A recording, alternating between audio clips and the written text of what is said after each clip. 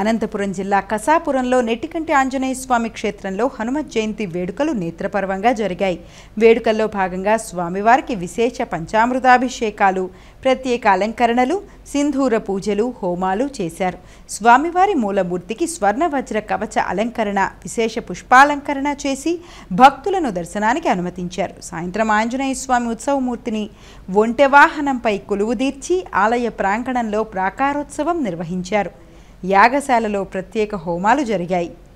హనుమాను గురుదేవు చరణములు ఇహపర సాధక శరణములు.